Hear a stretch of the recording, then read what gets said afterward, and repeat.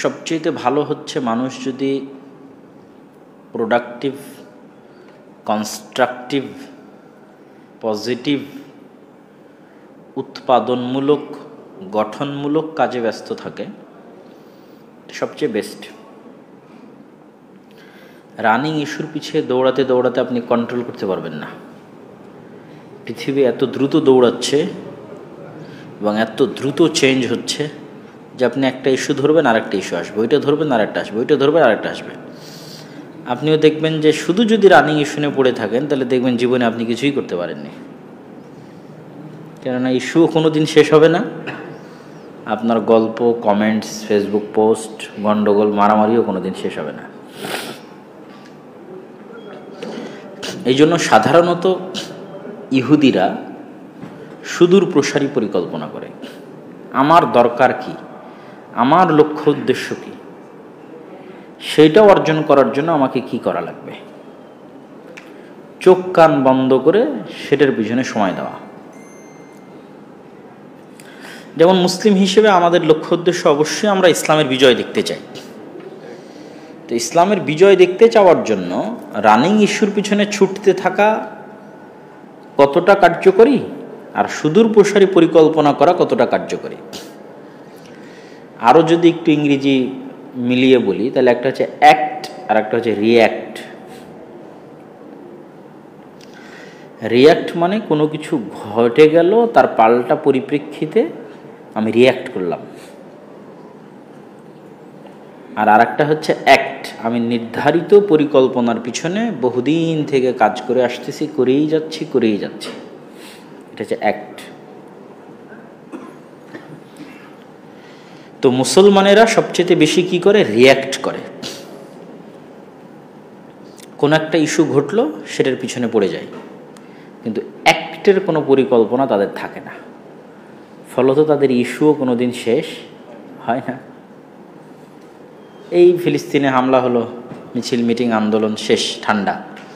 আবার দেখা যায় নারী সংস্কারের প্রতিবেদন জমা হলো, আবার উত্তাল, আবার মিছিল, মিটিং, লিল্লাহি তাকবীর, আল্লাহু আকবার, আবার ঠান্ডা, আবার আর একটা আসবে, আবার ঠান্ডা।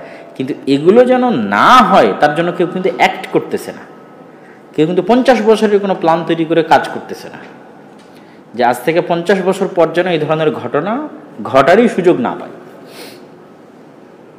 ওইটার জন্য কাজ করাটা হচ্ছে আসল কাজ।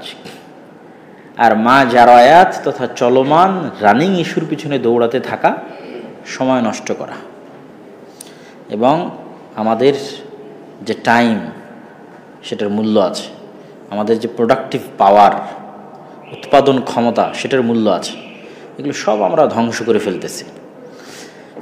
মুসলিম উম্মাহ দুটো জিনিসের পিছনে বর্তমান যুগে সবচেয়ে বেশি তাদের সময় নষ্ট করেছে, সবচেয়ে বেশি তাদের চিন্তা চেতনা এবং তাদের শ্রম নষ্ট করেছে, কিন্তু কোনো ফল ঘরে উঠাতে পারেনি। একটা হচ্ছে মা জারায়াত, রানিং ইস্যুর পিছনে দৌড়াতে থাকা, আর একটা হচ্ছে নির্বাচনের মাধ্যমে বা ইলেকশন বা গণতান্ত্রিক ওয়েতে ইসলাম প্রতিষ্ঠা করা। এটা কিন্তু অনেক শ্রমের ব্যাপার। মানুষ দল তৈরি করা, সংগঠন তৈরি করা, তাদের থেকে ভোট কালেক্ট করা এত সহজ না, অনেক পরিশ্রমের কাজ। কিন্তু পরিশ্রমের রেজাল্ট গত 100 বছরের হিস্ট্রিতে শূন্য।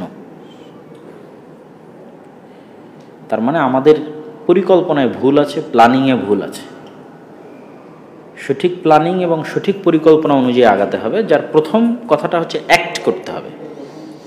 তার মানে কি রিয়্যাক্ট বন্ধ করে দেব? না, রিয়্যাক্ট বন্ধ করা যাবে না, কিন্তু অ্যাক্ট অব্যাহত রাখতে হবে। যেমন যারা নারী সংস্কারের প্রতিবেদন পেশ করেছে, এটা তাদের অ্যাক্টের অংশ, রিয়্যাক্টের অংশ নয়। তারা দীর্ঘদিনের পরিকল্পনা কাজ করেই যাচ্ছে, লেগেই যাচ্ছে। কি আওয়ামী লীগ ক্ষমতায়, কি বিএনপি ক্ষমতায়, কি 19 সরকার ক্ষমতায়, নন স্টপ ওই একটা এজেন্ডা নিয়ে কিন্তু তারা পড়েই আছে, কাজ করছেই, চলছেই। এটা অ্যাক্টের অংশ।